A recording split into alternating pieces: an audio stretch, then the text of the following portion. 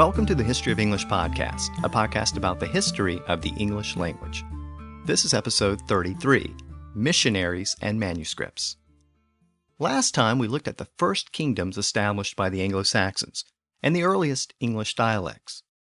But up to this point in our story, those early versions of English weren't actually written down, except for an occasional runic inscription. But a series of events took place at the end of the 6th century and early in the 7th century, which changed all of that. And as a result, for the first time, documents were written down in the language of the Anglo-Saxons. So in this episode, we'll explore those events, and we'll see the very beginning of English as a written language. But before I begin, let me remind you that the website for the podcast is historyofenglishpodcast.com, and my email address is kevin@historyofenglishpodcast.com, and you can follow me on Twitter at EnglishHistPod. So let's look at the advent of English writing. Now, way back when I began this podcast, I began the story in India with the discovery of the original Indo-European language. And we saw how the ultimate roots of English could actually be traced to faraway places. So it might not be surprising that I'm going to begin this episode about English writing in another distant place, in this case, Egypt. And Egypt is a good starting point for two reasons. First, as we already know, that's where the alphabet began, sometime around 2000 BC. But I'm not going to go back that far. Instead, I want to begin in the late 3rd century, at a time when the Roman Empire was still the dominant power in the Mediterranean and much of Europe. And this was a time shortly before Constantine became the first Christian emperor, so it was a time in which Christians were still being persecuted in parts of the empire. And late in the 3rd century, a devout Christian named Anthony decided to head out into the Egyptian desert to live by himself and practice his religion. His intention was to live a simple and devout life in solitude.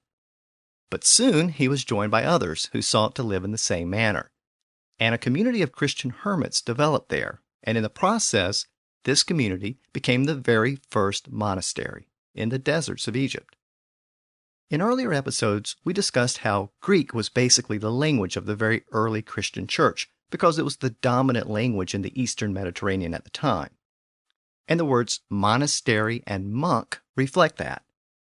Both words derive from the Greek word mono, meaning one, which we still have in modern English words like monopoly, monogamy, and monogram. Well, the Greek word monazeion meant to live alone, and that produced the word monastery, and also the word monk. Well, this monastic idea was soon picked up by others, and these first monasteries began to spread throughout Egypt, and then it spread into the Mediterranean. And this process coincided with Constantine's conversion to Christianity and the Roman Empire's acceptance of the religion. Over time, as these early monasteries spread into the Near East and the Mediterranean, they encountered the formal structure of the early Christian church in Rome. The church embraced the expansion of monasteries, but it also sought to regulate what had previously been a largely independent movement. Those early monasteries were actually self-sufficient, and they existed outside of the formal structure of the early church. But now, the church began to exercise a degree of control over the movement. It began to formulate rules for monasteries. Each monastery was subject to the authority of a local bishop. So technically, the authority of the bishop came first, then the abbot or head of the monastery. And all of this becomes very important later on, but for now, it's just important to know that this burgeoning monastic movement was embraced and consumed within the formal structure of the church in Rome. By the 5th century, monasteries had been built throughout the Mediterranean, especially the Eastern Mediterranean, where the Eastern Roman Empire was still very strong and organized. Ironically, at the same time the Western Roman Empire was collapsing in Europe, the religion of the empire was continuing to expand, and these two trends converged in Britain in the 4th and 5th centuries. In Britain, Christianity had been well established under the Romans, especially where Roman rule was at its strongest in the urban areas. But when Rome abandoned the island, large portions of Britain reverted back to paganism. the native Celtic religions experienced a comeback, and the Anglo-Saxons brought their Germanic gods, Woden, Thor, and the others. Meanwhile, along with the Anglo-Saxons and the Picts, raiders from Ireland also ventured into Britain. These raiders included the groups which became known as the Scots. And one of those raids in western Britain took place around the year 400. During the raid, the family of a local Christian deacon and dignitary was taken into captivity, and they were taken back to Ireland. The family included a son who was about 16 years old at the time. In Ireland, he was sold into slavery, and he became a shepherd. And several years passed, but one day he decided to escape. He made his way to the Irish coast, and he found a port, and he convinced a ship's captain to take him aboard. And after making his escape, he made his way back home to Britain, and from there he traveled to the southern coast of Gaul. And there he encountered that monastic movement, which was spreading throughout the Mediterranean at the time. He joined the movement, and he later returned to Britain, where he envisioned himself taking the Christian message back to the Celtic pagans in Ireland, to the very people who had taken him captive as a boy. In case you haven't figured it out by now, that former slave boy's name was Patrick, and we know him today as Saint Patrick. In the year 431, Patrick was appointed as Bishop of Ireland. He established the Christian church there, and he began the process of converting Ireland to Christianity. Now, Patrick carried out his mission by fusing Christianity with elements of the native Celtic culture. He was a well-respected and well-liked figure in Ireland, and he became so synonymous with Ireland that he is still a symbol of Ireland to this day. And of course, he even has his own day, which we celebrate each year by wearing green. Well, after Patrick's death, his successors continued to spread Christianity throughout the island, and this led to the spread of monasteries. But Ireland had never been part of the Roman Empire, so there was no Roman culture there. And in fact, Roman power was collapsing in Western Europe. So the Irish monasteries retained their independence from the Catholic Church in Rome. In Ireland, there were no formal churches, so the Irish monasteries assumed many of the traditional roles of the bishop in other parts of the Christian world. The abbots who oversaw the monasteries were basically the equivalent of bishops in the Roman Church. They had a great deal of power and autonomy. Now, these monasteries also emphasized reading and writing in Latin. Irish monks were expected to learn Latin so they could read Christian texts which were written in Latin. They were also encouraged to learn and teach Greek. They also developed a rich artistic tradition, which included illuminated manuscripts, basically manuscripts with fancy, elaborate paintings. The Irish monastic schools were so highly regarded that they began to attract students from throughout Europe, and the Irish monasteries soon began to look beyond the shores of Ireland to spread their unique form of Christianity to Europe. The Irish monasteries actually carried their message to Gaul and Italy.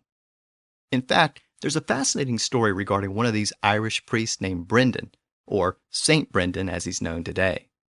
According to a later manuscript, which was written down several centuries later, Brendan set out into the Atlantic to discover the Garden of Eden. He was blown off course and he discovered an island covered with vegetation. He also encountered a sea monster and had all kinds of adventures on his journey. Now, there are some people who think this legendary story was based in fact, that St. Brendan was really blown off course, and the island he discovered was actually North America. And I mention this because there's actually a group today called St. Brendan's Society, which celebrates the Irish discovery of America in the 6th century, long before the Viking Leif Erikson and almost 1,000 years before Columbus. Now, while we have to take Brendan's story with a huge grain of salt, there's no doubt that Irish missionaries were expanding their view of Christianity throughout this period. And one place they definitely reached was northern Britain, to the east. In the middle of the 6th century, an Irish priest named Columba traveled to northern Britain. This was a time when the Anglo-Saxons were already well entrenched in southern and eastern Britain. Columba and a group of followers established a church and a monastery on the island of Iona on the southwestern coast of Scotland. And from there, more monasteries were built throughout northern Britain, and those monasteries were overseen by that first monastery in Iona.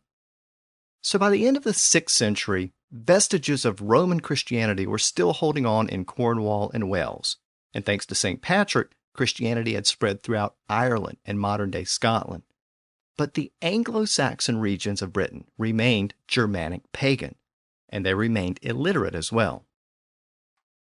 While the Irish Church was expanding throughout Ireland and northern Britain, the Roman Church had been pushed out of places like Gaul and southern Britain as the empire collapsed and Germanic tribes poured in. The only hope for the Roman Church was to convert the Germanic pagans.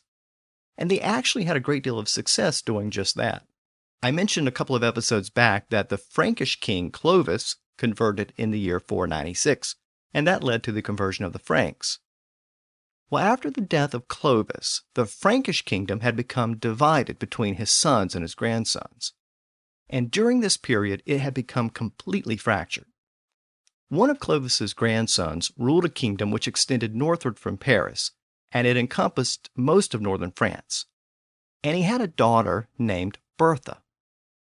And there's a very interesting family connection here. Her great-grandparents were Clovis and his wife Clotilda. Clotilda was actually a Christian before her husband Clovis, and she played a big part in getting Clovis to convert. So, in many respects, Clotilda was indirectly responsible for the conversion of the Franks to Christianity. And now, a few generations later, her great-granddaughter Bertha was about to play the same role in the conversion of the Anglo-Saxons. So, Christian France and Christian England can both be traced back to these two women, a great-grandmother and her great-granddaughter. Around the year 560, Bertha, the Frankish princess, agreed to marry the king of the Anglo-Saxon kingdom of Kent. His name was Aethelbert. Now, the important thing to understand about Aethelbert is that his kingdom of Kent was the most powerful and important Anglo-Saxon kingdom at the time. You might remember that Kent was located directly across the Channel from northern Gaul, and that meant it was located directly across from the Frankish kingdom ruled by Bertha's father. It also meant that Kent was located at the point of the shortest sea route from continental Europe to Britain. The crossing is less than 50 miles, and from the very beginning it had been an area of concentrated settlement by the Anglo-Saxons. So the location of Kent meant that a lot of early Saxon invaders arrived there first. And it also meant that as later Anglo-Saxons began to pour in, many of them probably passed through this region. Archaeological evidence confirms the existence of items from locations throughout continental Europe. This was the kingdom that had supposedly been settled by the Jutes, and as I've noted previously, historians still aren't sure about that because the archaeology in the region shows so many artifacts from the Frankish kingdom and other places. Well, one of the reasons why there are so many artifacts from other places is because the location of Kent meant that a lot of people and goods passed through the kingdom. And around the year 560, about a century after the Anglo-Saxon invasions began in earnest, Aethelbert became the king of Kent. And as I noted last time, the early Anglo-Saxon kingdoms typically had an overlord called a Bretwalda. And Aethelbert was the overlord during the time that he ruled, so he was the most powerful Anglo-Saxon king at the time. Because of its location, Kent had traditionally maintained the most contact with continental Europe, and there appears to have been a very close relationship between Kent and the Frankish kingdom across the Channel, which was ruled by Bertha's father. So, around the year 560, a marriage alliance was entered into between the Anglo-Saxon king, Aethelbert, and the Frankish king. Aethelbert would marry the Frankish king's daughter, Bertha, and she would travel to Britain to become the Queen of Kent. But there was one very important condition imposed by the Frankish king. Bertha would marry Aethelbert if she could continue to practice Christianity, which was her personal religion and was also the religion of the Franks. And Aethelbert agreed to this condition, and they were married sometime very early in Aethelbert's reign. The exact date of the marriage is unknown. Now I should make one quick note about this couple, Aethelbert and Bertha, and that note concerns their names. They both have the same Germanic root word in their names. Last time, we noted that the name Ethel meant noble. Well, Bert was an Old English version of the modern word bright. So Aethelbert meant bright noble. Well, Bertha was a feminine name based upon that same root word, Bert, meaning bright. So they were married sometime between the years 560 and 570, based upon the best evidence, and Bertha traveled to Kent to become the queen. And she was accompanied by a priest who was to conduct Christian services for her and any other person she might happen to bring with her. There was an old chapel in Kent which had been built in Roman times, but it had fallen into disrepair. So Ethelbert fixed it up, and he gave it to Bertha and her Frankish priest. And Bertha dedicated the church to St. Martin, a saint and former bishop who had lived in Gaul a couple of centuries earlier, in the region near Bertha's home. By the way, that church, St. Martin's Church in Kent, it still exists today, and that makes it the oldest Christian church in England, and for that matter, in the English-speaking world. Now, one other quick note about that church before we move on. I mentioned that it was dedicated to St. Martin. Well, I should tell you a little bit more about St. Martin because we get a couple of modern English words from him indirectly. Martin lived in the 4th century, and he was the Bishop of Tours in Gaul. He later became St. Martin, one of the most well-known and revered Christian saints. But as a young man, he had been a Roman soldier in Gaul. And one day, according to legend, he came across a beggar, and he gave half of his cloak to the beggar, and Martin kept the other half. Well, the half of the cloak which Martin kept became a holy relic. And since Martin had been a soldier who later became a bishop and a saint, he was highly revered by Frankish and later French kings. And during the Middle Ages, the supposed relic of St. Martin's cloak was carried into battle, and it was used as a holy relic upon which oaths were sworn. Well, the Latin word capa meant cloak. It derived from the Latin word caput, meaning head, and we saw that word a long time ago in the episode about the Romans. Well, capa meant a garment that had a head covering like a hood. And the priest who cared for Martin's cloak was called a capellanu, and ultimately all priests who served the military were called capellani. In later French, the initial consonant shifted from a K sound to a CH sound, and in French the word became chapelain. And from there, we get the English word chaplain. Now, Martin's cloak was sometimes housed in small temporary churches built for the relic. People called these churches capella, which meant little cloak. But eventually, these small churches lost their association with the cloak, and all small churches began to be referred to as capella.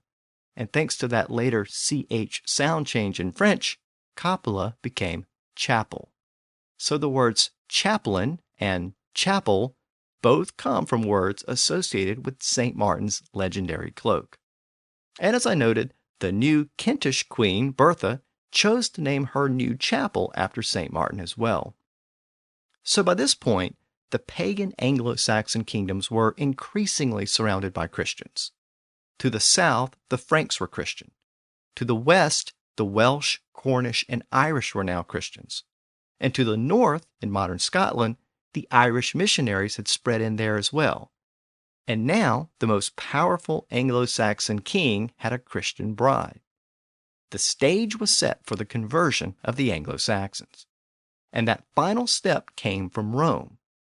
In fact, this last part of the story begins with a young monk strolling through the marketplace in Rome sometime in the later half of the 6th century, probably around the time Ethelbert and Bertha were married. The monk's name was Gregory, and while strolling through the marketplace one day, he came across 2 Anglo-Saxon slave boys, described, by the way, as beautiful slave boys by later sources like Bede.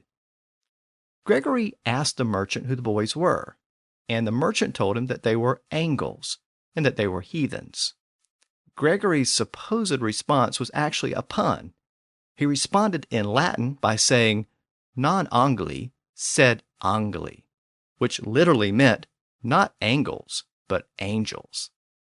Gregory the monk was apparently very fascinated by these young slave boys, and apparently he never forgot them, because Gregory the monk became Pope Gregory in the year 590. Gregory is still highly regarded as one of the most important early popes. In fact, the chants associated with the Catholic Church, known as Gregorian chants, are named after him. And shortly after he became pope, Gregory decided to fulfill a personal commitment to convert all those Angles, or angels who lived beyond the Franks. Gregory knew that the way to convert the Angles, or Anglo-Saxons, was to send missionaries. But he also knew that he couldn't just send them to Britain randomly. The Anglo-Saxons were still perceived as barbarians down in Rome. Remember that this was at the end of the period in which the Anglo-Saxons were defeating the Romano-Britons. So Gregory had to develop a strategy for the conversion. The plan he developed was very simple. It was basically the same plan used for other barbarians. Convert the leaders first, the kings and queens and their royal courts, and then let the religion filter down. Once the kingdom officially embraced Christianity, the missionaries would have an ally, and they could then begin to focus on the regular people. At worst, the missionaries would be able to pursue their work without government interference, and at best, the government might even help them in the process. Gregory knew that he had to have the cooperation and support of local Anglo-Saxon kings, and he also knew who that first king had to be, Aethelbert. It was really a no-brainer for all the reasons I've already mentioned. He was the most powerful Anglo-Saxon king at the time, the overlord or Bretwalda. He was already allied with the Christian Franks. His kingdom was the most accessible from continental Europe, and he was already married to a Christian. Furthermore, Aethelbert was a shrewd leader. He understood that the conversion to Christianity during this period wasn't just a religious decision. It was a political decision as well.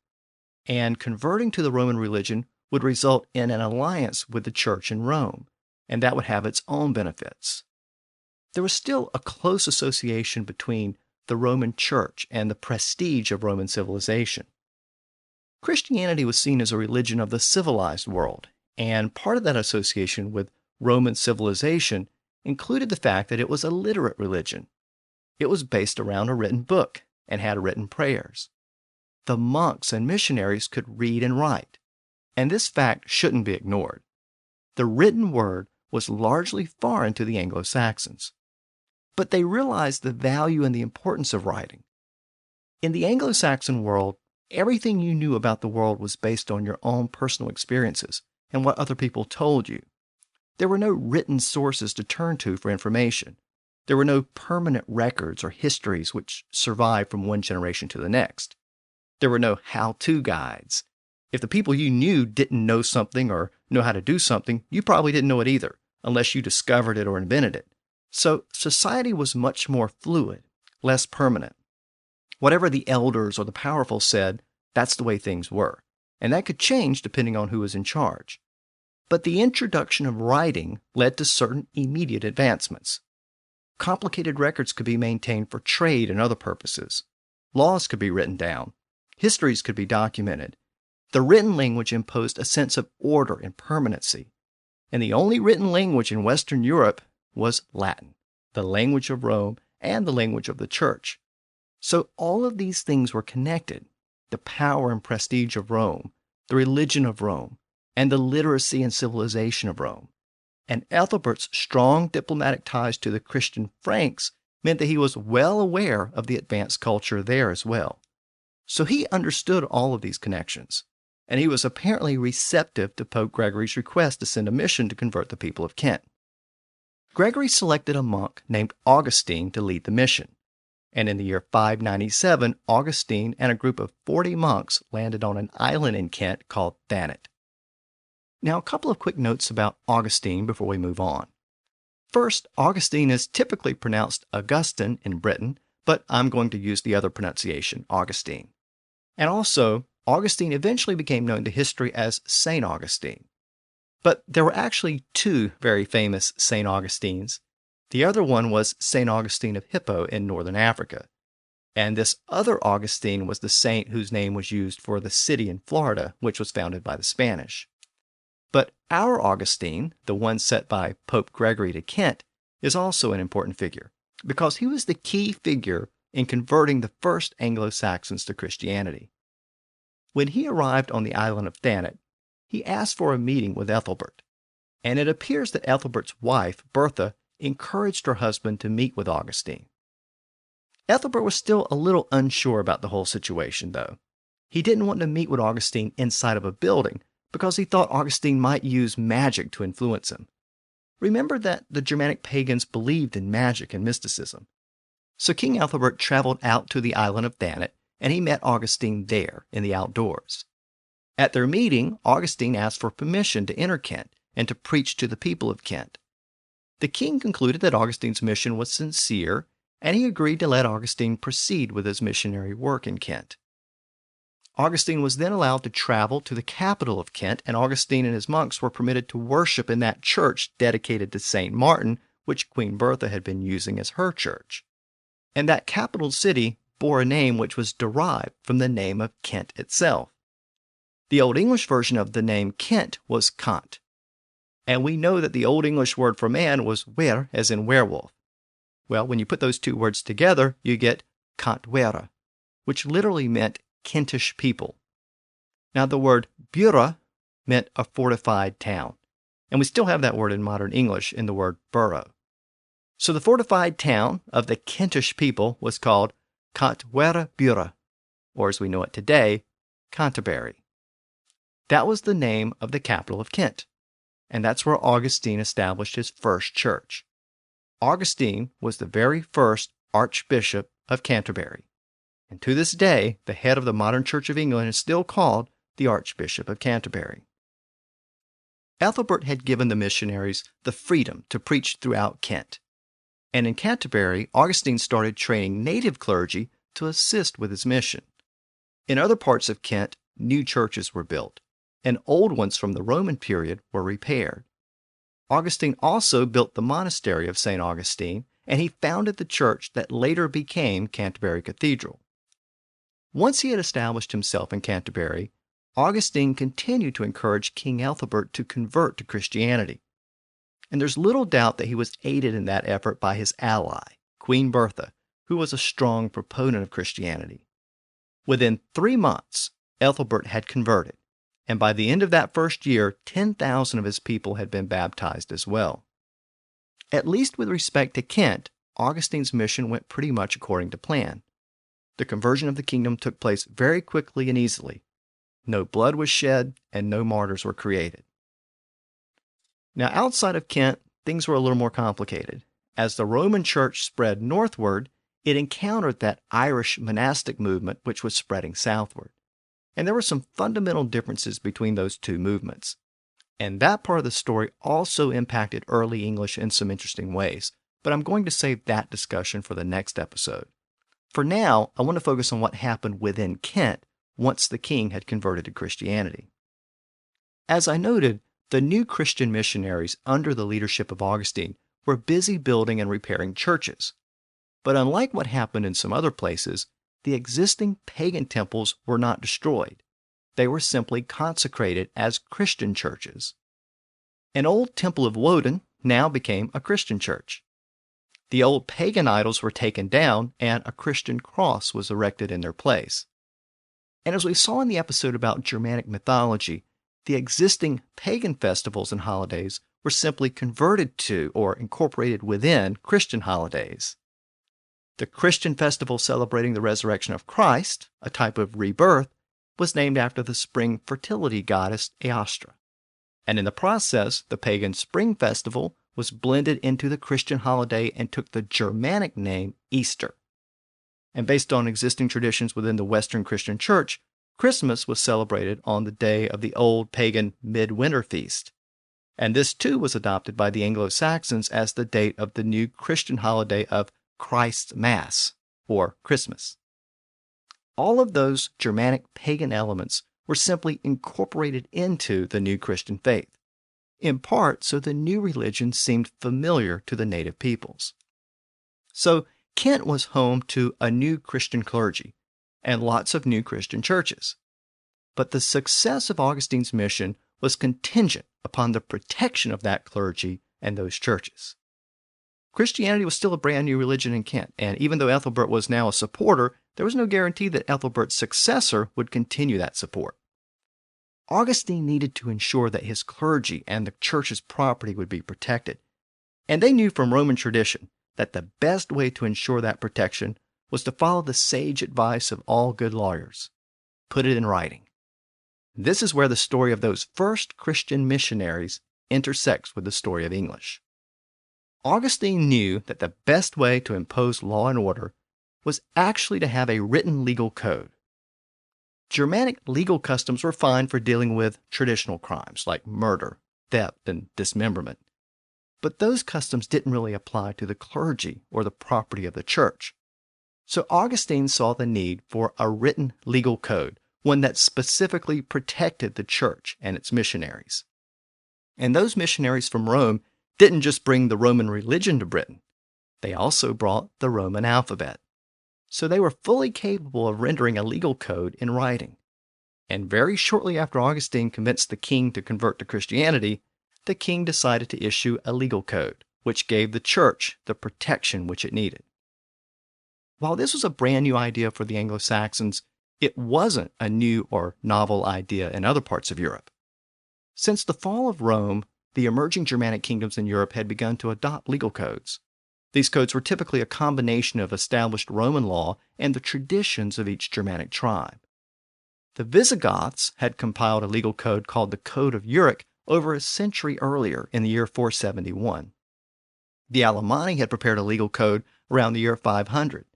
And about a decade later, around the year 510, the Franks had adopted their first written legal code as well. But in all of those cases, those early legal codes had been written in Latin. Those Germanic tribes ruled over formerly Roman territory in continental Europe, in areas that had been thoroughly Romanized. And in many cases, they ruled over people who spoke Latin. And they often saw themselves as an extension of the previous Roman civilization. So they wrote their Germanic version of a Roman legal code, but they wrote it in Latin. But the Anglo-Saxons were not Romanized. They didn't speak Latin, nor did their kings, and they didn't really see themselves as an extension of the prior Roman civilization. So Aethelbert did something completely unique and unheard of at the time. He authorized a legal code in the native language of the Anglo-Saxons, Old English. And that made Ethelbert's legal code the very first written document in the English language. And that code is also the oldest written document in all of the modern Germanic languages. As we know, the Gothic language had been attested a few centuries earlier with the Gothic Bible, but the Gothic language died out and it became extinct. So with respect to all of the Germanic languages which are spoken today, English is the oldest attested language thanks to several early documents, including Aethelbert's Laws of Kent. The other Germanic languages, including Old High German, they weren't written down for at least another century, and in some cases, several centuries after that. So all of that makes these particular Laws of Kent very important, not only in the history of English, but in the history of all of the Germanic languages. So I want to spend the remainder of this episode looking at those laws and the language of those laws.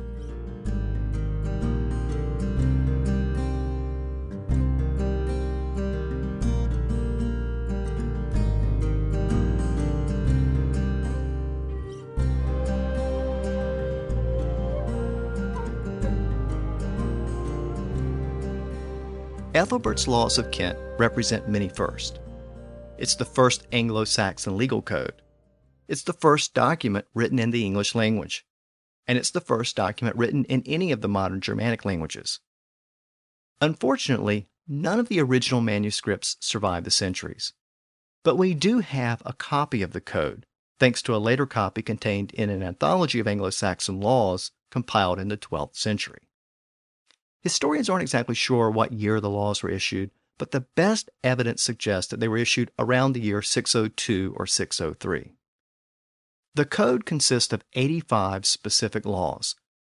The laws themselves are basically an extension of the Wehrgild concept, which the Germanic tribes had used for centuries.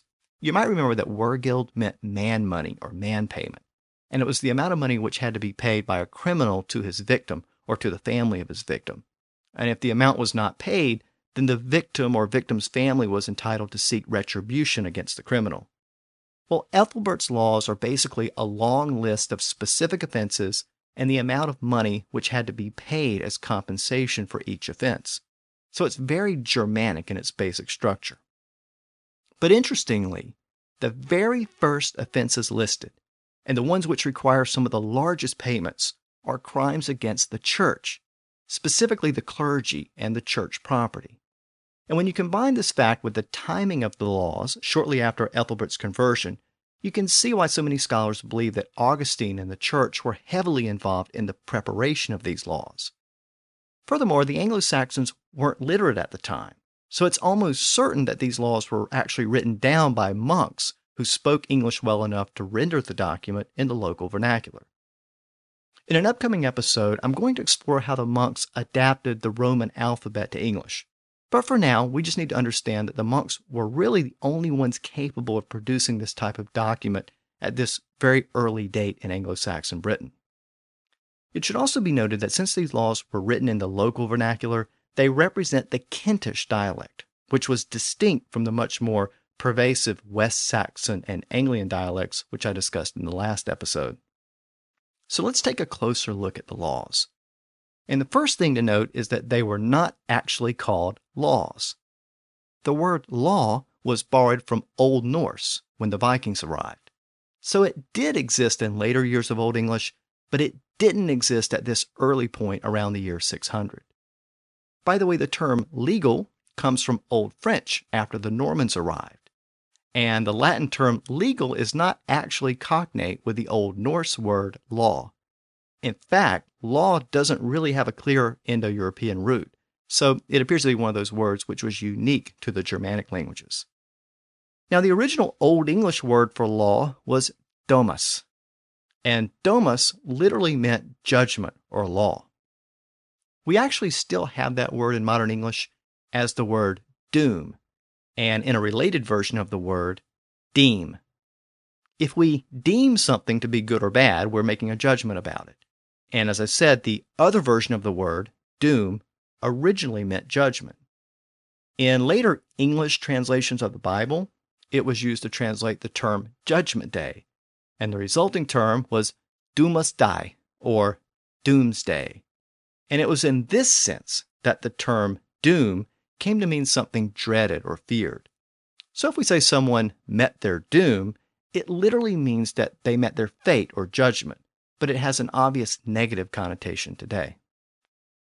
The word doom also appears as the suffix of certain old words in English. The realm of a king's judgment or laws was a kingdom.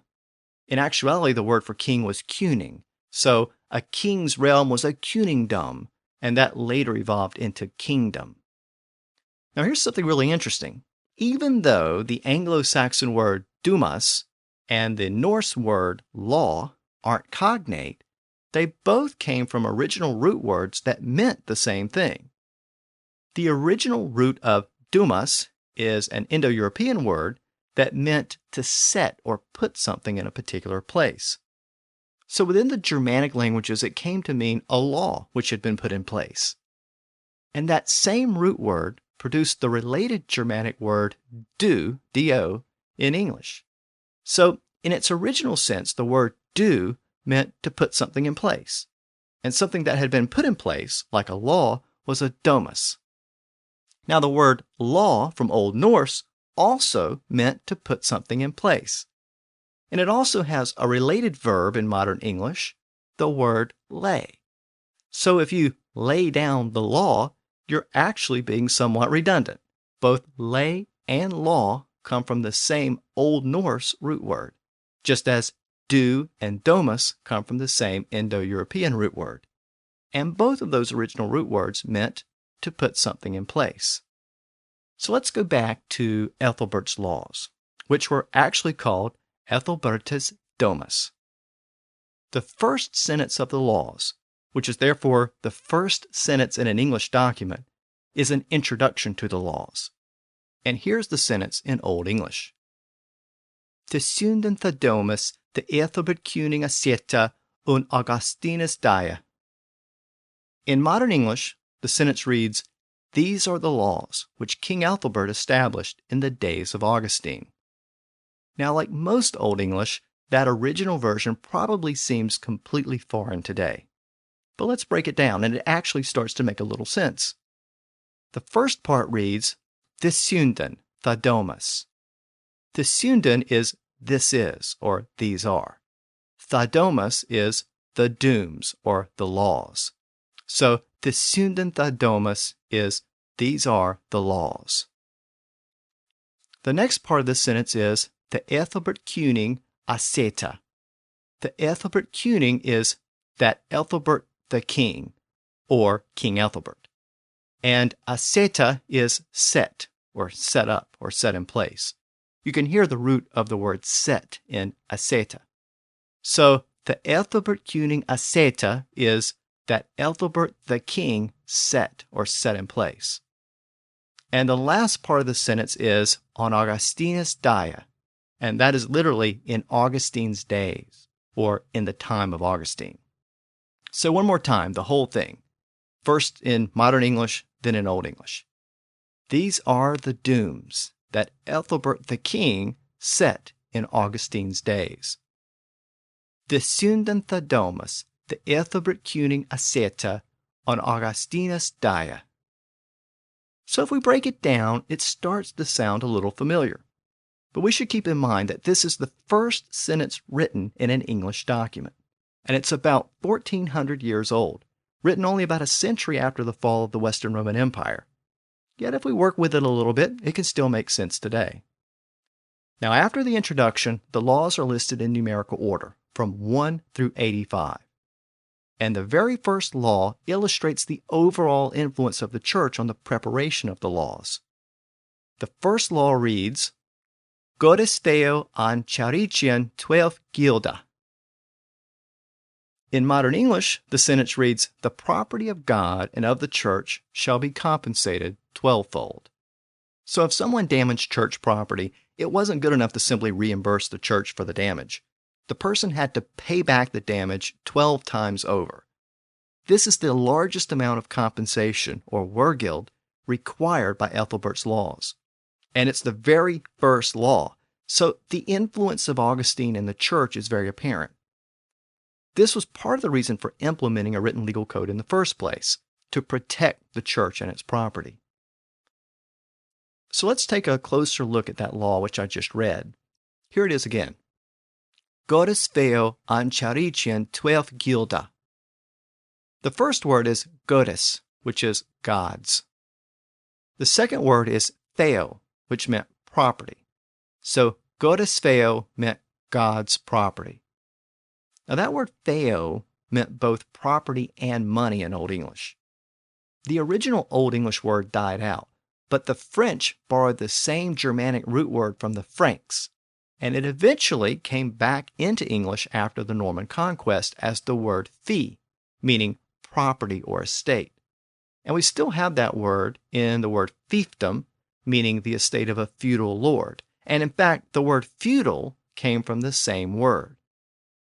Even in modern real estate law, if you own property in fee simple, it means that you have absolute ownership of the property. But that word could also be used to mean money. And it's in this sense that we typically see the word fee today as the amount of money you have to pay for something. But again, the Old English version of the word was theo. And in the context of Aethelbert's legal code, it meant any property belonging to the church or God. Godes Theo. The next part of the law is charician. And that's the Old English word for church. And we saw that word way back in episode 5 about the letter C. So the first part of the law reads again, Godes Theo an Charician, literally God's property and church. But the context makes it clear that the passage means the property of God and the church. The last part of the law was 12 gilda, which meant 12-fold. So the law reads, God's property and church, 12-fold. Interestingly, the law doesn't actually use a verb. The law doesn't say, shall be paid 12-fold, or shall be compensated 12-fold. It just lists the type of property and the amount to be paid. And this is typical for Aethelbert's legal code, and it shows just how rudimentary the early written language was in some respects. So let's take a closer look at those last two words, 12th gilda. 12th was the original version of the word 12. Now in Aethelbert's laws, the scribes used Roman numerals, but we know that the Anglo-Saxons pronounced the word as 12th from other sources. So this raises an interesting question which you may have thought of before. When we're counting, and we get to the teens, we have 13, 14, 15, and so on. And each of those words basically combines the root number with the word teen, which meant 10 more than, and teen is obviously derived from the word 10. So 13 literally means 10 more than 3, and 14 literally means 10 more than 4. And we do that all the way up to 19.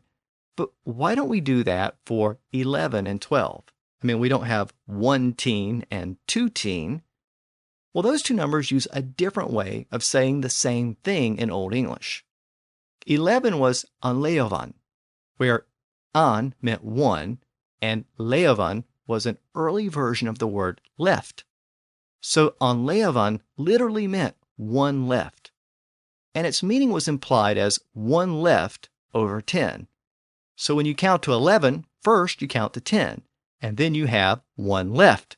In Old English, an leovan. And that's what 11 means. But what about 12? Well, it meant the same thing. In this case, 2 left. And from 2 left, we get the contracted word twelfth, or 12 in modern English. The last word of the law was gilda, and it meant payment or compensation. It's basically the same word that we have in the word wergild, meaning man money or man payment, the amount that a criminal had to pay if he injured someone. Well, that word gilda eventually evolved into the word guild in the Middle Ages, as in a trade guild. Those associations were called guilds because members had to make a payment to join. In Old English, the G sound shifted to a Y sound in some words. You might remember the connection between the word garden and yard. Well, gilda was another one of those words, so a separate Old English word developed, which was yield. And we still have that word in the sense of a crop yield, but it can also be used to mean an investment yield. So when Aethelbert's laws use the phrase 12 gilda, it literally means 12 payment. But in this context, it means a 12-fold payment. So that's a look at the first couple of sentences from the laws of Aethelbert, some of the very first words written in the English language. As I noted earlier, there are 85 total laws in the code. Beyond the protection of the church property, it provides specific protections for the clergy and other church officials. It also provides specific rates of compensation for a long list of offenses, like hitting someone in the nose with a fist, or abducting a virgin, or committing an evil deed while the king is drinking in your home. And the list is incredibly specific in some respects. 50 shillings if you cut off someone's foot, 10 shillings if you cut off their big toe, 5 shillings for any of the other toes, even less if you cut off a toenail. By the way, the nail of a big toe is worth more than the nails of the smaller toes. But it's the relationship between the law and the church that's probably the most important part of the document, because it illustrates the close relationship between the church and the state in the early Middle Ages. These laws reconciled the brand new church into the existing social order of the Anglo-Saxon kingdom. In the next couple of episodes, we'll explore this relationship even further. We'll look at how church monks adapted the Latin alphabet for English, and we'll explore the explosion of literacy and writing in and around the monasteries in Northumbria and northern Britain. And we'll look at what happened as the Roman Church in southern Britain began to encounter the Irish monastic movement to the north. Those events provide a backdrop for the expansion of English from law codes to literature. And in fact, those events are directly connected to the first poem written down in the English language. So until next time, thanks for listening to the History of English podcast.